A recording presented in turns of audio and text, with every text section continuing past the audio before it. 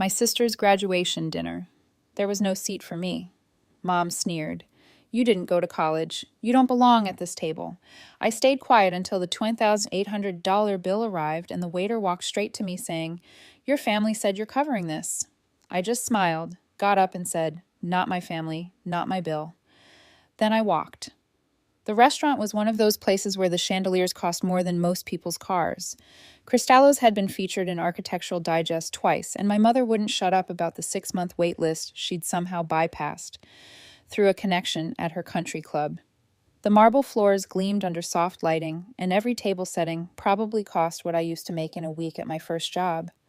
I showed up in my nicest dress, a navy blue number I'd saved 3 months to buy.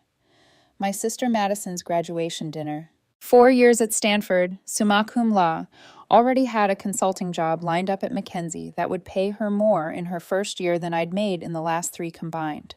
Mom had been crowing about it to anyone who'd listened for weeks.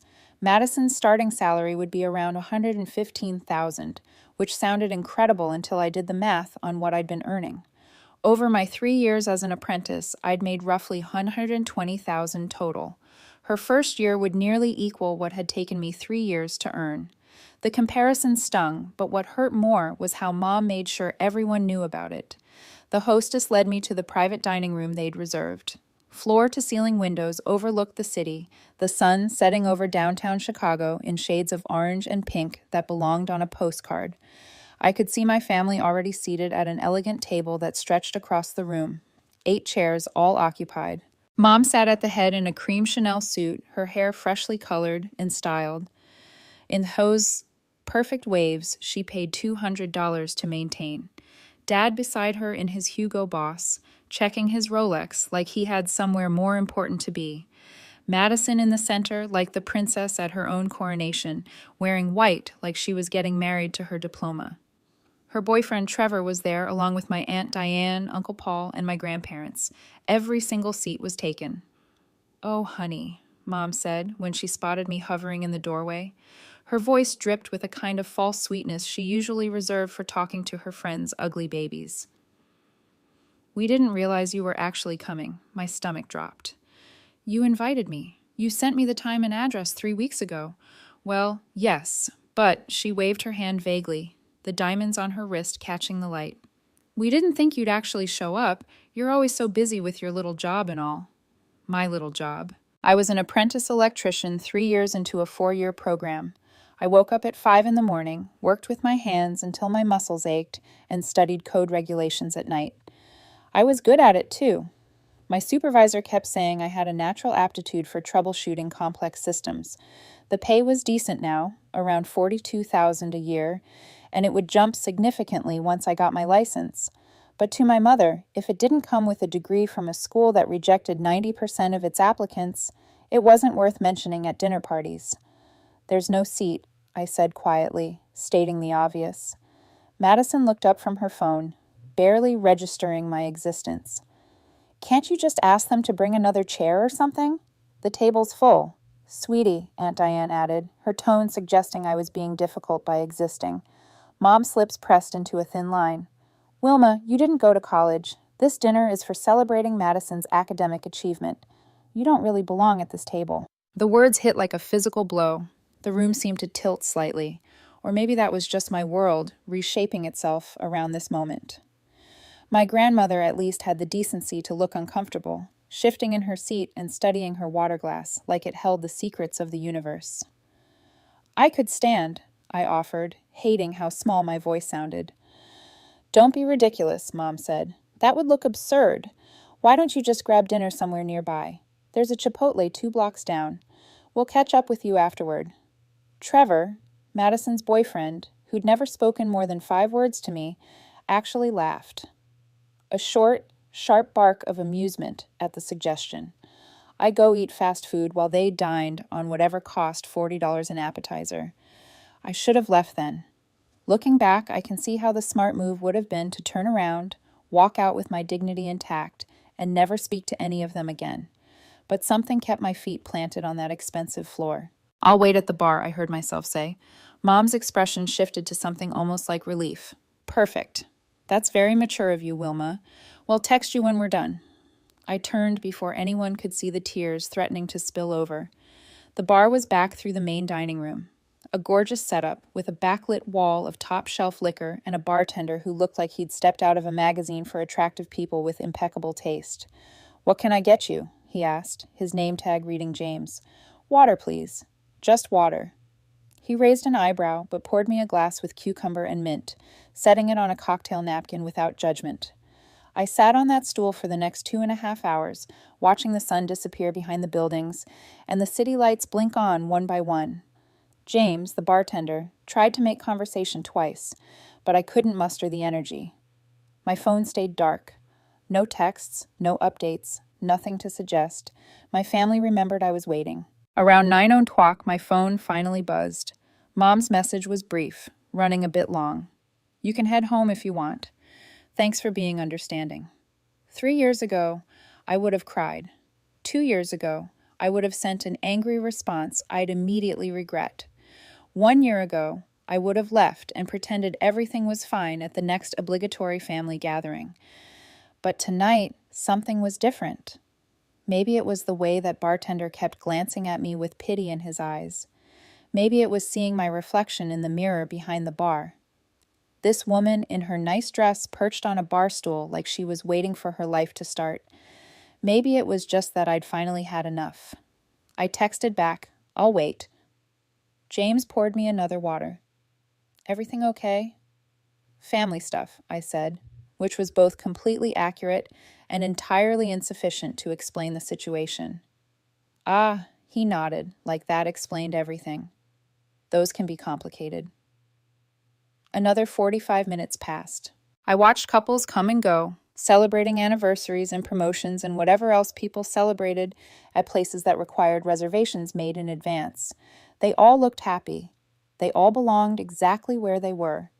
Finally, around 10:03, I saw movement from the direction of the private dining room.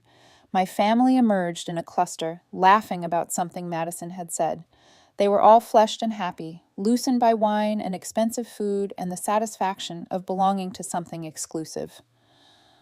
They didn't see me at first. I watched them sweep past the bar, still talking and laughing, heading toward the exit.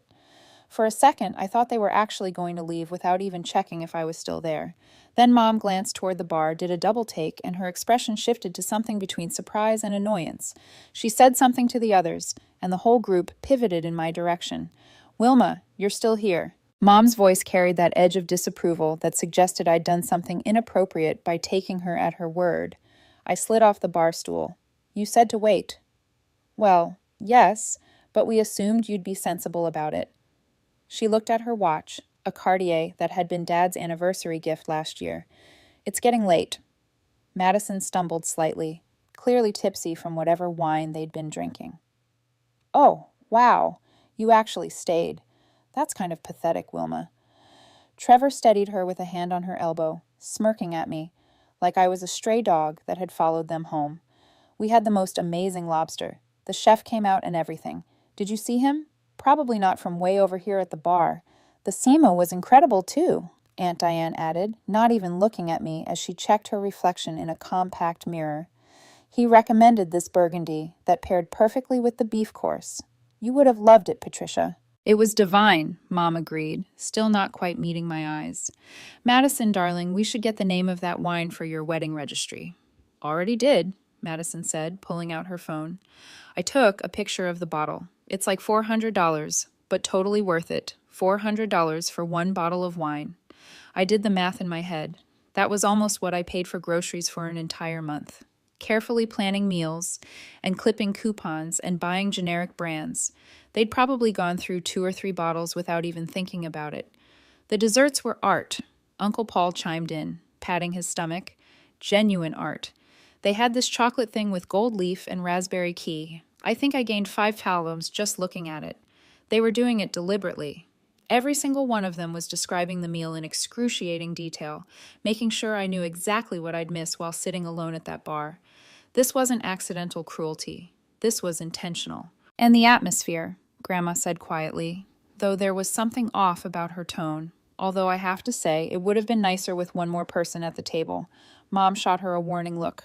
"Mother, don't start." I'm not starting anything, Patricia. I'm simply stating that something felt incomplete about the evening. That's because you barely touched your food, Dad said, always ready to redirect when Mom was being challenged. Are you feeling all right? I'm feeling just fine, Grandma replied, her voice gaining strength. I'm feeling like maybe we should talk about what happened tonight. Nothing happened, Mom said quickly. Too quickly. We had a beautiful dinner celebrating Madison's accomplishments. That's all. Is it? Grandma's eyes found mine across the group. Wilma, did you enjoy your evening? The question hung there, dangerous and loaded. Everyone went silent, waiting to see if I'd make waves or play along with the fiction that everything was fine. It was interesting, I said carefully. Very educational, Madison snorted. Educational? That's rich coming from someone who what? I cut her off, surprising myself. Someone who chose a different path. Someone who works with their hands instead of sitting in a cubicle. What exactly were you going to say, Madison? Her eyes widened. I never pushed back. I was always the one who absorbed the hits, smoothed things over, pretended the casual cruelty didn't land. But something had shifted during those hours at the bar. Something had cracked open and I couldn't seal it back up. Girls, please, Dad said in his mediator voice, the one he used when clients were getting heated in his law office. This is not the time or place for what I pressed. For honesty, for acknowledging that I was invited to a dinner where there was no seat for me. There were space constraints, Mom said tightly. The table only held 8. That's not anyone's fault. You made the reservation. I made it weeks ago. How was I supposed to know the exact configuration of you've eaten here before? I interrupted. You bragged about it. You knew exactly how many seats that table had. Before I could respond, a waiter I hadn't seen before approached our group. He was young, maybe 25, with a kind of nervous energy that suggested he was new to dealing with private dining rooms full of wealthy people. Excuse me, he said, holding a leather portfolio that I knew contained the bill. I need to settle the check before you leave. Mom smiled, her most gracious smile, the one she used on service workers she was about to disappoint. Of course, my daughter will be handling that. She gestured toward me. The waiter looked confused. Oh, I apologize. I was told the reservation was under Mrs. Patricia Hensley.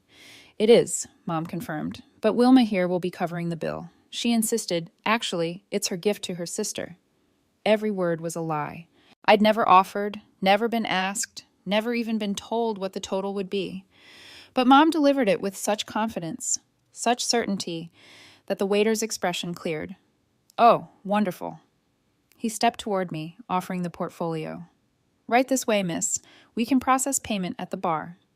I took the portfolio on autopilot. My hands opened the leather cover before my brain could catch up with what was happening. $2,084.63. The number sat there in neat printed script followed by an itemized list that read like a parody of wealth. Wagyu beef, lobster tail, multiple bottles of wine I couldn't pronounce, desserts that cost more per plate than I typically spend on groceries for a week. There's been a mistake, I said quietly. The waiter's smile faltered. I'm sorry, Wilma. Mom's voice carried a warning tone. Don't make a scene. Something in my chest tightened, then released. All those years of biting my tongue, of being the easy daughter, the one who didn't cause problems or demand attention. All those times I convinced myself that keeping the peace was more important than standing up for myself. What had it gotten me? A place at the bar while my family celebrated without me. A scene? I repeated, my voice steady despite my racing heart. You want to talk about making a scene? You told an entire restaurant that I wasn't good enough to sit at your table. You made me wait for 3 hours, like I was some kind of servant hoping for scraps. And now you're trying to stick me with a bill for a meal I didn't eat at a party I wasn't invited to join. That's not what happened, Dad said, but his voice lacked conviction. He knew exactly what had happened. They all did. Then tell me, Dad, what did happen? Because from where I'm standing, it looks like you all decided I wasn't worth including, but I was worth using as a credit card. Trevor laughed that same sharp bark from earlier. Jesus, you're really milking this victim thing, aren't you? Your mom explained the situation. The table was full. What did you want them to do? Kick someone out. I wanted them to count me when they made the reservation, I said, turning to face him directly. I wanted my own mother to care enough to make sure her daughter had a seat, but apparently that was too much to ask. You're twisting everything, Madison said, her voice rising. Mom worked so hard to make this dinner perfect. She called in favors to get this reservation. She spent weeks planning every detail, and you're trying to ruin it because you're jealous. Jealous? The word almost made me laugh. Of what exactly? Of me. Madison threw her arms out. You've always been jealous that I'm successful, that I have a degree, that I'm going somewhere with my life. You can't stand that Mom and Dad are proud of me. Madison, honey, maybe we should. Aunt Diane started, but Madison was on a roll now. Wine and anger making her reckless. No, I'm tired of tiptoeing around Wilma's feelings. She made her choices. She decided not to go to college. She decided to waste her potential doing manual labor. And now she wants us all to pretend like that's just as good as what I accomplished. It's not. It's not the same. The other diners weren't even pretending not to watch anymore. Our family drama was now the evening's entertainment for everyone at Cristallo's. The waiter still stood there, bill in hand, looking like he wanted the floor to swallow him whole. You think I didn't go to college because I was lazy? I asked quietly. Because I lacked ambition, didn't you? Madison shot back. I didn't go because we couldn't afford it. Because Mom and Dad spent every penny they'd saved for my education on your private high school when you got kicked out of the public one for cheating on your finals. Remember that, Madison? Or were you too busy pretending it never happened? Madison's face went white, then bright red. That was, they never proved. They proved it enough that the principal gave you a choice. Expulsion with it on your record, or transfer to private school with a clean slate. Mom and Dad paid $28,000 a year for 3 years so you could graduate without that hanging over you. That was my college fund, all of it. The silence that fell was absolute. Even the other diners had gone quiet, leaning in to hear what came next. Wilma, Dad said, his voice slow and dangerous. We don't discuss private family matters in public. Why not? We're already discussing how I'm not good enough to sit at the family table. Might as well air all the dirty laundry while we're at it. Mom's face had gone pale, her carefully applied makeup standing out in stark relief. That money was spent to protect your sister's future, to give her a second chance. You should be grateful we were able to help her. Grateful. I stared at her. I worked full-time through high school to save up for community college because you told me there was no money. I ate ramen for 2 years straight. I took every overtime shift I could get, and all while you were writing checks for Madison's private school and her SAT tutors and her college application consultants. You never once thought to tell me where my college fund went. I found out when I overheard you talking to Aunt Diane about what a close call it had been. You were eavesdropping, Aunt Diane said, like that was the real crime here. I was 17 and trying to figure out how I was going to pay for college. My voice cracked. Do you have any idea what it was like listening to you all celebrate Madison's acceptance to Stanford, while I was filling out loan applications and getting rejected because we made too much money on paper but had nothing saved? Grandma's eyes were shining with tears. Patricia, you told me Wilma chose not to go to college. You said she wasn't academically inclined. She wasn't, Mom said defensively. Her grades were never as strong as Madison's. Because I was working 35 hours a week at 2 different jobs. I wanted to scream, to break something, to make them understand. Madison got to focus on school. She got tutors and study time and parents who made sure she had everything she needed. I got double shifts and falling asleep in class, and teachers who thought I didn't care about my education. Life isn't fair, Wilma. Dad said, sometimes sacrifices have to be made for the greater good, and I was the sacrifice. I looked at him, this man who taught me to ride a bike and read me bedtime stories and promised he'd always protect me. That's what you're saying, that my future was less important than Madison's. Your sister had more potential, Mom said, and there it was. The truth she probably always believed, but never said out loud. She was always exceptional. You were adequate. We invested where the return would be greatest. The words landed like physical blows. Adequate. An investment with poor returns. I was standing in one of the most expensive restaurants in Chicago, and my mother had just reduced me to a failed business venture. Uncle Paul cleared his throat uncomfortably. Maybe we should take this somewhere more private. Why? I asked. So you can all tell me more quietly that I'm not worth as much as Madison. So you can explain in hushed tones why I'm good enough to pay your bills, but not good enough to eat your food. You're being hysterical, Trevor said. I rounded on him. And you're being complicit. You've been with Madison for what, 2 years? Have you ever once questioned why I'm never at family events? Why I'm always the punchline of their jokes? Or did you just assume I deserved it because I'm a blue-collar worker instead of a consultant? He opened his mouth, closed it, then opened it again. They're your family. I figured you just weren't close. We're not close because they don't want me close unless they need something from me. And tonight, they needed a checkbook. I looked up at her. This woman who'd raised me, who braided my hair before elementary school and taught me how to ride a bike, and promised that she loved all her children equally. The same woman who just told a restaurant full of people that I didn't belong at her table. I'm not paying this, I said. Don't be ridiculous, Mom hissed, glancing around to see if anyone was watching. You're embarrassing yourself. I'm embarrassing myself. Something hot and sharp rose in my chest. You invited me to dinner, told me there was no seat for me, made me wait at the bar for 3 hours, and now you're trying to stick me with a $3,000 bill. Dad finally spoke up, his voice low and stern. Wilma and Hensley, you will lower your voice right now. No. The word came out stronger than I expected. I won't. Madison stepped forward, her face flushed with anger and too much wine. Oh my God, Wilma, can you not be selfish for once? This is my night, my graduation. The least you could do is contribute something since you didn't even get me a proper gift. I gave you a gift card, I said. To Target, she sneered. How thoughtful. It was $50 I couldn't really afford, but that wasn't the point anymore. That's not the point, Trevor added, because apparently everyone needed to pile on. Family is supposed to support each other. Your mom worked really hard to make this reservation happen. I turned to the waiter who looked like he wanted to melt into the expensive flooring. I'm sorry for putting you in this position, but I need you to understand something very clearly. I did not agree to pay for this dinner. I was not consulted about any part of this dinner. In fact, I wasn't even allowed to eat at this dinner. Wilma, you're being dramatic, Aunt Diane said. Am I? I looked at each of them in turn. What did I eat tonight? Anyone? Can any of you tell me what I ordered? Silence. That's because I didn't order anything. Because there was no seat for me. Because according to Mom, I don't belong at a table celebrating academic achievement since I didn't go to college. My grandmother finally spoke, her voice quiet but firm. Patricia, is that true? You said that to her? Mom's face flushed. Mother, you don't understand. Wilma is always so sensitive about these things.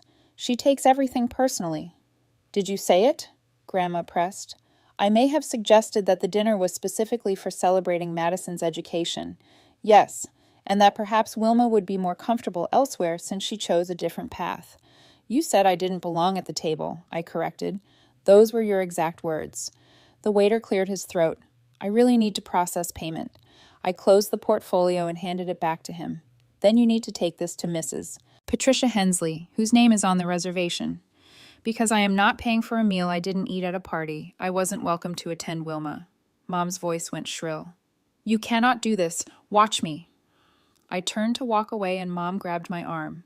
Her grip was tight, her nails digging in through the fabric of my dress. If you walk out that door without paying this bill, you are no longer part of this family, she said. Her eyes were hard, glittering with anger and something that might have been panic. I mean it. You'll be dead to me. The room seemed to hold its breath. Even the other diners had stopped pretending not to watch our drama unfold. I looked down at her hand on my arm, then back up at her face. Mom, I stopped being part of this family the moment you told me I didn't belong at your table. I pulled my arm free and walked toward the exit behind me. I could hear the explosion starting. Patricia, what have you done? That was Grandma. This is your fault, Madison predictably. Sir, I really need someone to pay this bill. The poor waiter. I didn't stop. I walked through the main dining room with my head up, past all those happy couples and families who belonged exactly where they were. James, the bartender, caught my eye as I passed and gave me a small nod of what looked like approval. The night air hit my face like a baptism, cool and clean after the recycled atmosphere of the restaurant. I could breathe again. My hands were shaking, adrenaline flooding my system now that the moment had passed. My phone started ringing before I'd made it to the end of the block. Mom's photo flashed on the screen. I declined the call. She called again immediately. Declined again. Then texts started flooding in. Mom, come back here right now. Mom, you are being completely unreasonable. Mom, do you have any idea how much that bill is? Dad, this is unacceptable behavior. Wilma, you just ruined my graduation dinner. You selfish Aunt Diane, I always knew you had a mean streak. I silenced my phone and kept walking. My car was parked 3 blocks away, and I'd never been more grateful for the distance. Each step felt like peeling off a layer of something toxic I'd been carrying for too long. When I finally got home to my small apartment, the one I'd rented with my electrician's salary in a neighborhood my parents called sketchy, I collapsed on my secondhand couch and started to laugh. The sound came from somewhere deep in my chest, slightly hysterical, but also genuine. I'd done it. I'd actually done it. My phone continued buzzing with messages, but I didn't look at them. Instead, I changed into my pajamas, made myself a cup of tea, and opened my laptop. There was an email waiting from my supervisor at work, asking if I wanted to take on a side job helping wire a new construction project. Extra hours, extra pay, and exactly the kind of experience I needed to finish my apprenticeship strong. I typed back, "Yes, absolutely. When do we start?" The next morning, I woke up to 47 missed calls and 128 text messages. Most were from my immediate family, ranging from fury to guilt-tripping to vague threats about how I destroyed family bonds forever. But there were a few surprises. "Grandma, I paid the bill. Your mother was wrong. Call me when you're ready." "Uncle Paul, for what it's worth, you weren't wrong tonight. Take care of yourself."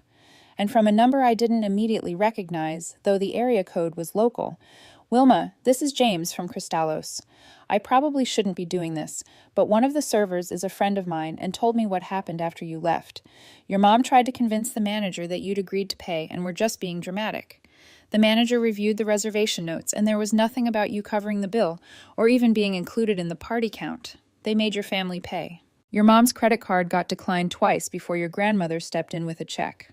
Anyway, I got your number from the reservation system. Sorry if that's creepy. I just wanted you to know you were brave tonight. Sometimes the hardest thing is walking away from people who are supposed to love you. Take care of yourself." I sat on my kitchen floor and cried. Not sad tears. Exactly. Something more complicated. A release of pressure I'd been holding in for years. Over the next few weeks, the messages from my family tapered off.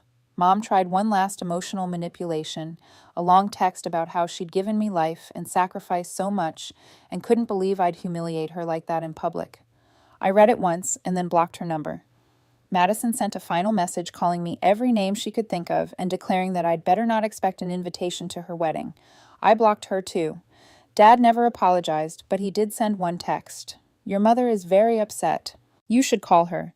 I saved his number under "Do Not Answer," but didn't block it completely. Some small part of me wasn't ready to completely sever that connection, even though I never responded. The only person I stayed in contact with was Grandma. We met for coffee 2 weeks after the dinner at a small cafe near her house that served exactly the kind of simple, honest food my family would have sneered at. "Your grandfather and I are changing our will," she told me over blueberry scones. "Just so you know, Grandma, you don't have to." "Hush! Your mother has become someone I don't recognize. I knew she could be status conscious, but what she did to you—" She shook her head. "You were right to walk away. I'm proud of you." Those words meant more than she could know. 6 months later, I got a call from an unknown number. Against my better judgment, I answered. "Wilma Hensley?" a professional woman's voice asked. "Yes." "This is Jennifer Park from Mackenzie's HR department. I'm calling about Madison Hensley. You're listed as a contact reference for her background check as part of our internal promotion review process. I wanted to verify some information about her character and interpersonal skills." I almost laughed. Of course she had.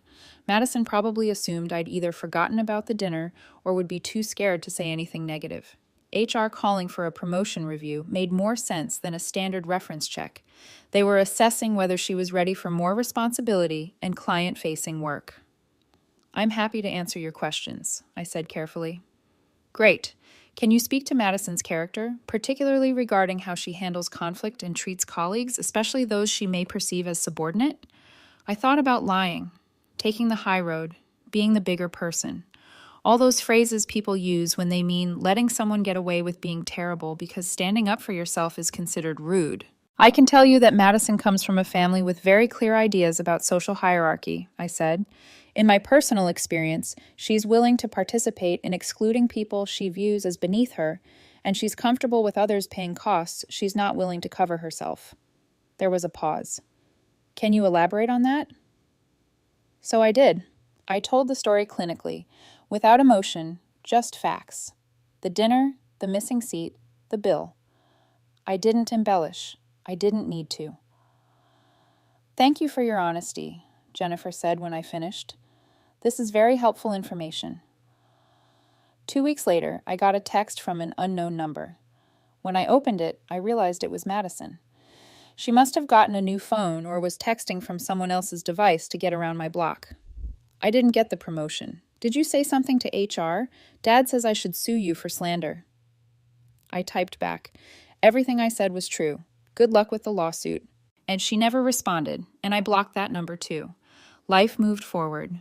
I finished my apprenticeship and became a licensed electrician. My supervisor offered me a permanent position with his company, with benefits and a salary that made me more financially stable than I'd ever been. I started taking on side jobs, building a reputation for quality work and fair pricing. I also started therapy. Dr. Chen's office was in a converted house with soft lighting and plants in every corner. She didn't look surprised when I told her the story of the dinner, or when I explained how my family had always made me feel like I was less than. Do you want a relationship with them? She asked during our third session. I thought about it for a long time. I want them to be different people. Does that count? No, she said gently. It doesn't. So I worked on accepting what was, instead of wishing for what could have been. It was harder than any physical labor I'd ever done. Some days I'd be fine going about my work and my life without thinking about them at all. Other days I'd see a mother and daughter laughing in a coffee shop and feel the loss like a fresh wound. Marcus helped. We'd met at a friend's barbecue 6 months after the dinner. He taught 8th grade history and had the kind of patience that came from dealing with teenagers all day. When I finally told him about my family, he just nodded. My dad hasn't spoken to me in 5 years because I didn't take over his business, he said. Sometimes the people who are supposed to love us unconditionally are the ones who attach the most conditions. We understood each other in a way that felt rare and valuable. The side jobs started piling up through word of mouth. I rewired a boutique hotel downtown, installed smart home systems in 3 separate McMansions, and somehow became the go-to electrician for a chain of trendy restaurants. The money was good, better than good.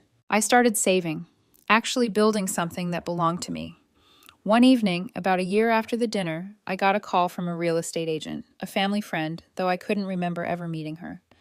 Wilma, this is Susan Chen. I'm handling the sale of your grandmother's home. My blood went cold.